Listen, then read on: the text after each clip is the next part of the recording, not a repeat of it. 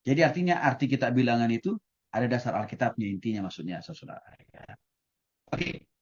Loh, siapa penulis kitab bilangan? Apakah benar Musa? Kalau Musa, apa buktinya? Baik secara dari internal, dari dalam kitab keluaran bilangan sendiri, bahkan juga dari kitab eksternal. Mari kita lihat yang pertama, pembuktian secara internal. Contoh, di keluaran pasal 17-14. Lalu Tuhan berfirman kepada Musa, tuliskanlah ini. Apa itu maksudnya? Firman Tuhan dalam kitab bilangan. Berasal dan bersumber dari Tuhan, maka Tuhan perintahkan Musa untuk menuliskannya dengan baik-baik.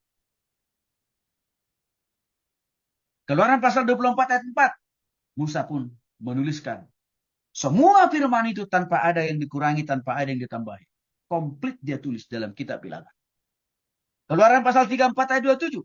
Lagi-lagi Tuhan berfirman kepada Musa, tuliskanlah segala perkataan ini. Karena perkataan ini penting mengikat saya dengan umatmu, yaitu Israel maksud.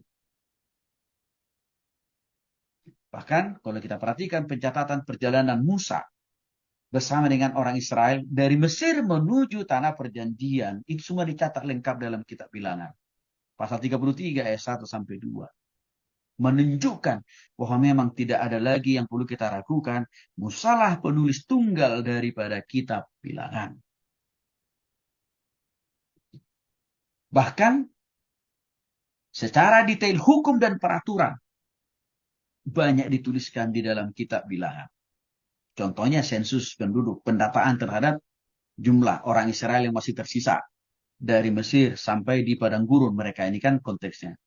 Itu dicatatkan baik-baik di dalam kitab bilangan dan yang mencatat itu adalah Musa. Jadi artinya begini, karena Musa ikut bersama dan menjadi leader atau pemimpin bangsa Israel dalam perjalanan dari Mesir menuju tanah Kanaan, maka memang dia bisa ingat semua setiap peristiwa yang terjadi.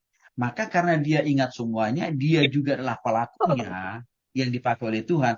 Maka untuk itulah memang tidak disangka, tidak diragukan lagi, ya, bahwa Musa penulis daripada kitab bilangan itu sendiri. Lalu apa pembuktian dari luar bahwa Musa itu penulis kitab bilangan? Kesaksian perjanjian baru. Kita ambil contohnya Yesus. Mengatakan dalam Yohanes pasal 5 ayat 6 sampai 47. Sebab jikalau kamu percaya kepada Musa, tentu kamu akan percaya juga kepada, karena Musa ia telah menuliskan tentang aku. Jadi di sini kita lihat Yesus mengutip kitab Musa khususnya kitab bilangan, lalu mengingatkan orang-orang di perjanjian baru dalam Yohanes pasal 5 ayat 46 sampai dengan 47. Jadi Yesus juga tahu bahwa Musa itu menulis tentang dia. Dan Yesus mengakui Musa juga yang sesungguhnya benar-benar penulis tunggal dari kitab bilangan. Lukas pasal 24 ayat 27, lagi-lagi Yesus mengatakan kepada mereka apa yang tertulis tentang dia dalam seluruh kitab suci, mulai dari kitab Musa. Nih, mulai dari kitab Musa. Musa sudah tahu siapa itu Yesus, kapan, bagaimana, dan untuk apa dia lahir ke dunia suatu saat kelak. Itu sudah dituliskan Musa dalam kitab-kitab bilangan salah satunya. Maka itu yang dikutip Yesus untuk meyakinkan kembali orang-orang Israel di era perjanjian baru. Supaya apa? Mereka tidak menganggap asing Yesus itu. Karena waktu itu kan penolakan terhadap Yesus kan cukup kencang.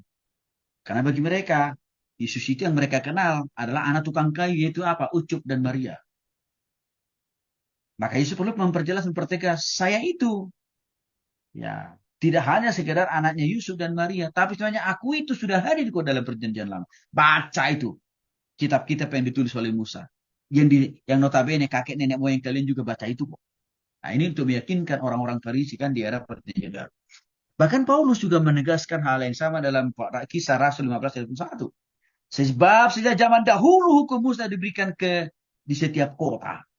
Bahkan dibaca tiap-tiap hari. Pada hari Sabat. Pada hari Minggu misalnya. Pada hari Minggu. Ya, jadi Paulus saja yang belum lahir pada zamannya Musa mengakui, mempercayai karena dia membaca kitab Musa dengan baik. Oke, kesaksian perjanjian lama yang lainnya juga membuktikan bahwa Musa penulis tunggal daripada kitab bilangan.